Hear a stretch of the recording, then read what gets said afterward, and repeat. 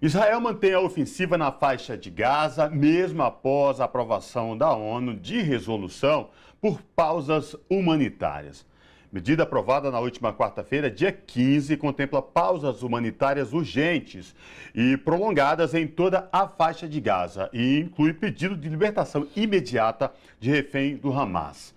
Para falar com a gente sobre o conflito entre Israel e o grupo armado Hamas e as consequências ao povo palestino, nós conversamos agora com James Onig, que é professor do Laboratório de Pesquisa em Relações Internacionais da FAPCamp, que é a Faculdade de Campinas. Professor James Onig, seja bem-vindo. Prazer recebê-lo aqui no Revista Brasil TVT, tudo bem? Bem, Cosmo, bem, Ana, muito obrigado mais uma vez pelo convite. Professor, vamos tentar trazer aqui o seu conhecimento como professor da área de Relações Internacionais, as consequências desse conflito, porque tem uma guerra de narrativa muito grande aí por parte do Estado de Israel. De um lado, a mídia corporativa que compra esse discurso e que deixa quem está no olho do furacão, que é o povo palestino, civis, mulheres, crianças. Queria lhe ouvir sobre os últimos acontecimentos aí entre Israel, essa luta aí contra o poderio armado de Israel contra o Hamas, mas que trazem baixas e vítimas, crianças, civis, mulheres. Cosmo, é muito importante você trazer logo de cara esse tema, porque o que nós estamos assistindo, na verdade, é uma sucessão de desrespeitos a acordos importantes, especialmente aqueles que transitam em torno do Estatuto de Roma, que cria o Tribunal Penal Internacional e que pode sim criminalizar qualquer tipo de atitude que o Estado de Israel tenha tomado nas últimas semanas. Nós partimos de uma agressão, aconteceu, mas essa agressão foi sequenciada, infelizmente, por uma onda de violência indiscriminada contra a sociedade civil. E, portanto, a partir daquele momento, digamos, logo depois do dia 7, do dia 8, dia 9, já ficava claro que o Estado de Israel estava interessado em fazer era justamente aniquilar qualquer tipo de organização que não fosse somente o Hamas, mas hospitais, escolas, associações, grupos que também habitam aquela região da faixa de Gaza e que já vinham sendo oprimidos no mínimo há 75 anos. Então nós estamos diante de um efeito colateral extremamente desproporcional a uma situação que aconteceu e que também tem que ser dita, Cosmo. Ela não é causa. O ataque do Hamas é consequência. Portanto, nós sabemos muito bem que daqui para frente a situação pode se complicar, infelizmente. Professor, como a situação e toda essa relação Israel-Palestina, como o senhor colocou, já dura mais de 70 anos, a gente tenta sempre fazer um apanhado histórico, mesmo que de forma breve, para que as pessoas entendam que esse conflito não se iniciou no ano de 2023 e que a questão não se iniciou com o ataque do Hamas, como o senhor já bem colocou, foi uma resposta, né, ao que já vinha acontecendo há anos e anos. E aí eu queria trazer para esse debate o rompimento do Acordo de Oslo, que foi feito em 93 e que foi rompido primeiramente por Israel. E aí essa forma de Israel sempre romper os acordos, me parece, olhando para a história, para esse desenrolar dessa relação, vem sempre de Israel esse rompimento dos acordos. Queria ouvir o senhor sobre essa perspectiva, tá correta, se a leitura está correta, e o que isso tem impactado nesse conflito atual, nesse ataque atual. Totalmente correta, Ana. Nós sabemos muito bem que eu, pelo menos, considero, Ana, a questão palestina a pedra angular das grandes lutas internacionais. Por quê? Primeiro pela duração, 75 anos, mas principalmente porque trata de um tema que é um tema muito caro ao processo pós-colonial, que é a ocupação de terras, que é a disputa por áreas. E nesse sentido, o que vem acontecendo mostra que quando se abriu a perspectiva de um acordo, como você bem disse, ele é oriundo muito, Ana, esse acordo de Oslo, do fim da Guerra Fria. Isso tem que ser dito claramente para quem nos assiste, para todos aqueles que assistem a nossa TVT, a TV dos Trabalhadores. Nós precisamos sempre estar atentos a isso. Assim que termina a Guerra Fria, o povo palestino, de certa forma, perdeu um pouco do apoio que vinha do bloco socialista, do bloco dos países do terceiro mundo, do bloco dos países em desenvolvimento, por causa da situação imposta pelo Consenso de Washington e a avassaladora força que o neoliberalismo exercia sobre muitos países. A causa palestina ficou esquecida.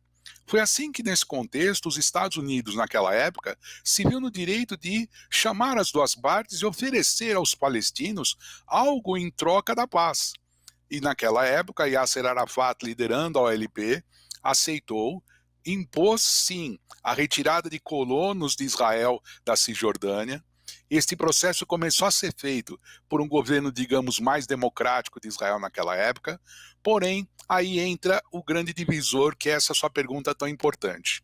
O grande divisor aí está na extrema-direita radical e nos grupos religiosos extremamente radicalizados que vivem na Israel e não aceitam, em função da ideologia sionista, qualquer tipo de negociação e approach ou aproximação com os interesses palestinos. A partir daquela data, quando há uma retração da retirada dos colonos e o assassinato de Yitzhak Rabin, feito por um colono, a sociedade israelense percebe que o crime que tinha sido cometido era a expressão de grupos radicais que foram crescendo na política, assim como em outros países. Concordo com você, Ana.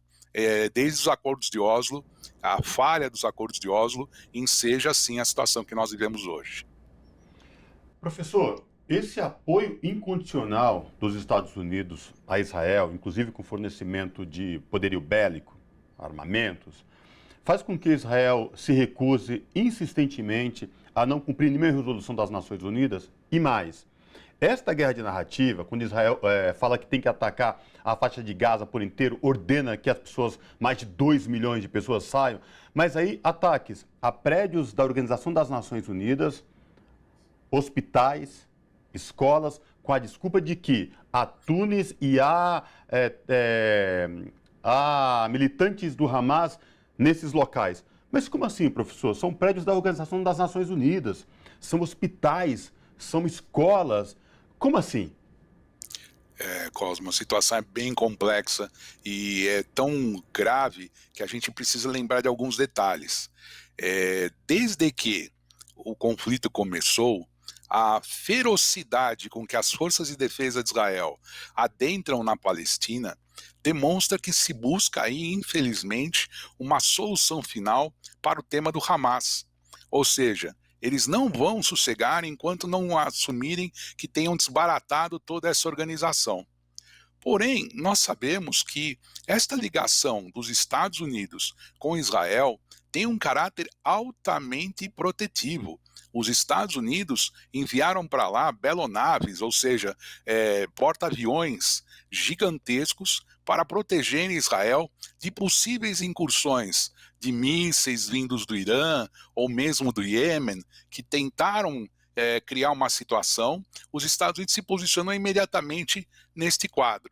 Então, aonde está o link disso?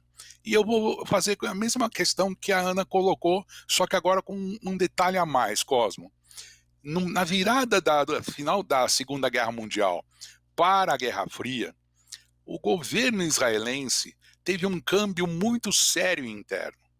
O movimento sionista passou por muitas divisões e quem emergiu foi um grupo nacionalista, muito mais de extrema-direita, na época, vamos dizer, de direita, que, apesar de manter ligações históricas com o seu passado coletivo, dos kibbutz, daquela história de ocupação com fazendas coletivas, ele rompeu com essa história, deixando isolados os kibbutz, digamos assim, mas se aproximou cada vez mais dos Estados Unidos. Então a ligação Israel-Estados Unidos vai crescendo ao longo dos anos 50 e 60, porque naquele período, Cosmo, o nacionalismo árabe se aliou à União Soviética. Então, por oposição, Israel se ancorou um pouco nos Estados Unidos. E esse ancoramento foi crescendo até chegar a essa situação que você descreve. Atacam hospitais, atacam escolas, assumem que estão entrando com força total e não acontece nada. A proteção dos Estados Unidos é o exemplo que vem a partir dessa transformação. Ou seja, no final da Segunda Guerra Mundial, até mais ou menos os anos 60, onde haveria o grande pan-nacionalismo árabe, o pan-arabismo, como eles diziam, Israel se viu, entre aspas, obrigado a se ancorar nos Estados Unidos, portanto o sionismo faz um movimento de direita muito forte naquele período. E, professor, já que o senhor está falando do movimento sionista, a área que o movimento sionista diz ser território de Estado de Israel e que eles pretendem aí, né, fazer tomadas, como já vem fazendo já há tantos anos, atingem também outras nacionalidades, outros povos da região. E aí a minha pergunta, mais uma preocupação. Existe aí, então, a possibilidade de, a partir desse momento, essa ação de Israel tomar um tamanho que ultrapasse o ataque só na faixa de Gaza e se espraie pela região e, de fato, eles comecem a construir esse plano sionista para o território ali do Oriente?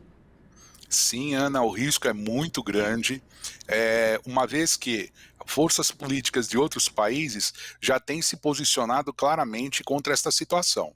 Eu devo lembrar numa escala de menos rigorosa para mais rigorosa. Vamos lembrar dos jovens de origem palestina que moram na Jordânia. Eles estão aos montes nas ruas, pressionando, alguns inclusive, Ana, querendo ir lutar a favor do Hamas naquela região, porém o governo da Jordânia, que tem uma outra postura diferente do povo, está mais alinhado com essa questão do colocar panos quentes até a solução acabar surgindo. Mas se nós formos para um outro lado, para o norte de Israel, ou seja, o sul do Líbano, onde você bem sabe, opera uma das organizações mais poderosas do Oriente Médio, que é o Hezbollah. E lá, Ana, quando o Hezbollah opera naquela região, nós estamos falando de uma organização que nasceu em 79 no Irã, encontrou eco em alguns países do Oriente Médio, mas onde ele se fortaleceu mesmo foi entre a população xiita, que se localiza no sul do Irã, e se transformou numa máquina política. Não podemos esquecer que o Hezbollah é um partido político que participa legitimamente da vida institucional do Líbano. E olha, tem uma outra coisa, sabe, Ana? Sabe, Cosmo? O Hezbollah, ele hoje é uma força militar tão importante quanto o exército libanês e uma trincheira de defesa do Líbano contra o Estado Islâmico. Então imaginemos nós a força que o Hezbollah tem.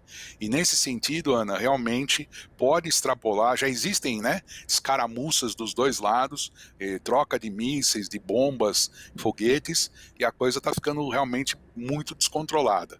Então o risco é crescente disso tomar uma proporção um pouco mais regional. Professor James Onig, nosso tempo está chegando ao fim, temos 2 minutinhos, mas eu tenho que te fazer essa pergunta, mediante esse cenário todo. E a diplomacia internacional? Várias tentativas de um acordo por um cessar-fogo imediato, cessar-fogo humanitário. A diplomacia internacional está falhando neste conflito? Não tem mais... Sim, Cosmo, no mínimo a gente pode dizer que ela perdeu a sensibilidade. Porque se nós considerarmos o que vem acontecendo dentro do espectro do Conselho de Segurança da ONU, é vexatório, né? O Brasil tem uma posição muito clara quanto a isso, devemos ter orgulho da posição do ministro Mauro Vieira, do assessor Celso Amorim e especialmente do presidente Lula. Por quê? Eles colocaram claramente desde o primeiro momento a condenação dos atos do Hamas e num segundo momento que, à medida que o conflito escalou, o governo israelense praticava atos semelhantes àquele praticado pelo Hamas. E o embaixador Mauro Vieira falou isso no microfone do Conselho de Segurança. O professor Celso Amorim exprimiu isso em várias entrevistas, e o presidente Lula, nos últimos dias, tem deixado claro que é necessário preservar vidas humanas. E isso mostra aquilo que todos nós, do campo progressista, já estamos falando há um bom tempo, Cosmo.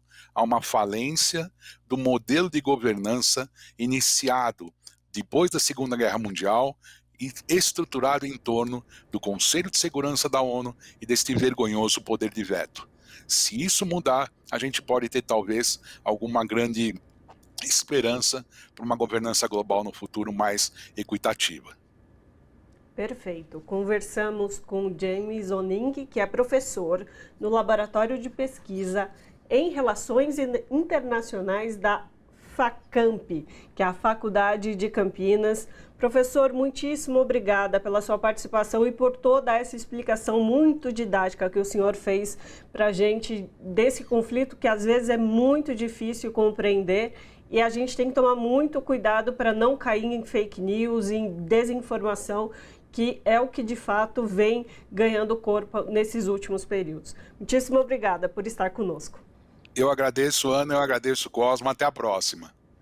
Até breve. Abraço.